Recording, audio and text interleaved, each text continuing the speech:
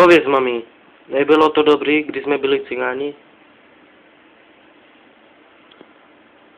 Hej, tak. Bylo to dobrý. Ale co už? Už se nic nedá vrátit. Jak to, ženě?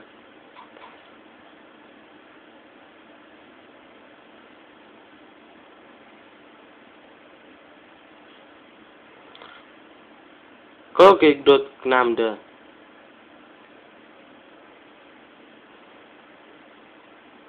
Hej, pojď s náma vypít.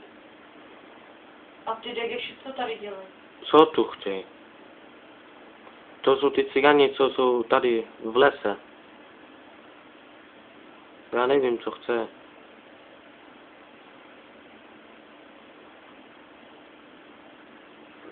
Děkujem ti, že jsi přišel.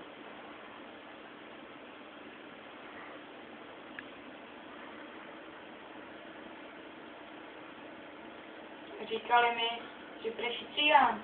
Je to pravda? Co? Já ne. Kdo ti to povídal? No tak tady, Šulo. Říkal, že ty zná tvoji rodinu. Ne.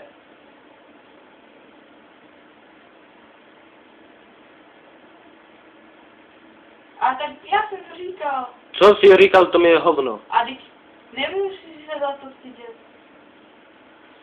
Já teď... Neboj se, jenom mi to nikomu neřekne. Co furt chceš po mně? Já už jsem Čech? Já, Co? Vypadni. ty vidíš to a říkal si cigán cigánovi. Vždycky pomůže. Vždycky si s ním vypiješ. Ty se mnou, nepočítej ty bílá, černá hubo.